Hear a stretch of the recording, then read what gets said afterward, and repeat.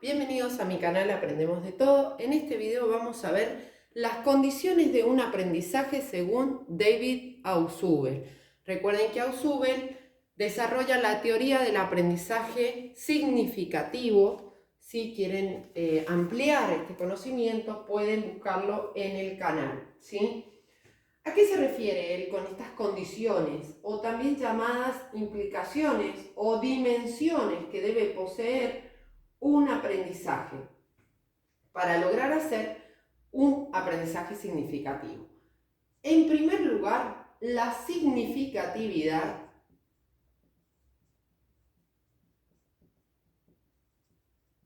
lógica. Vamos a explicar la teoría y vamos a dar ejemplos. ¿Qué significa la significatividad lógica?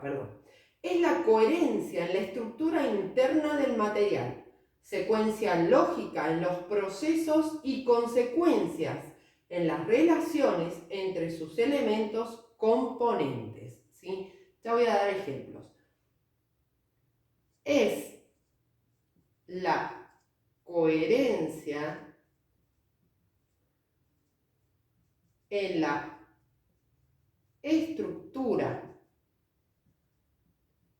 interna del material, secuencia lógica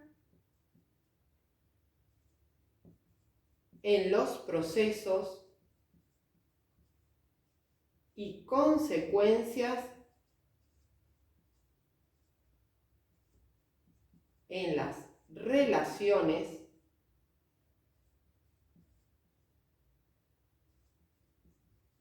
entre sus elementos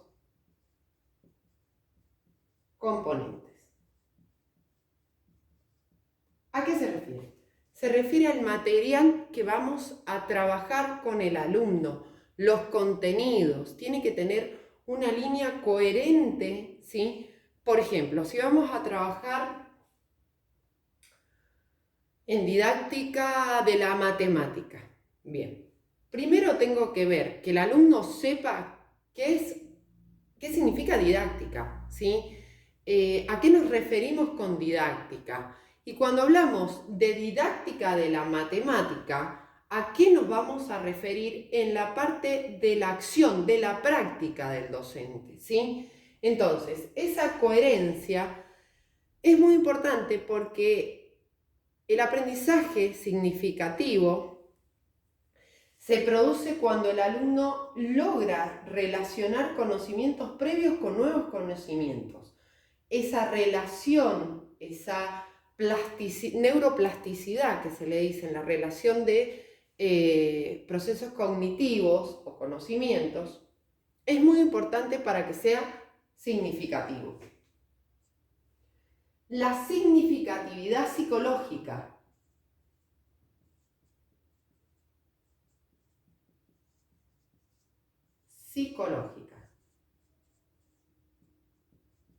O sea, acá estamos hablando del material que se le proporciona al alumno, ya sea libro, tema, etc. Que sea coherente, ordenado, organizado.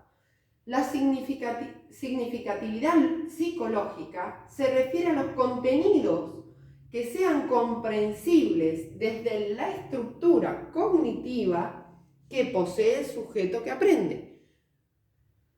¿Por qué resalto la estructura cognitiva?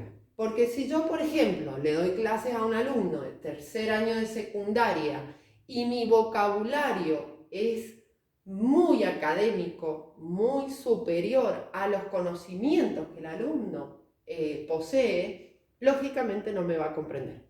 Entonces, si no me comprende, no va a existir un aprendizaje significativo. Y para esto es muy importante el diagnóstico. ¿Qué saben mis alumnos?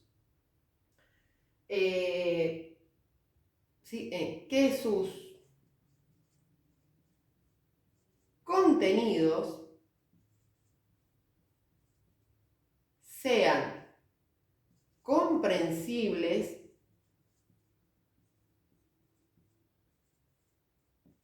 desde la estructura cognitiva que posee el sujeto que aprende. Y por último, la actitud del sujeto, o también llamada motivación.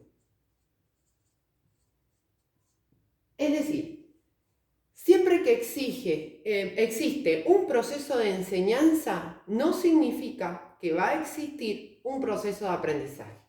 Es decir, que el docente enseñe no significa que el alumno esté aprendiendo.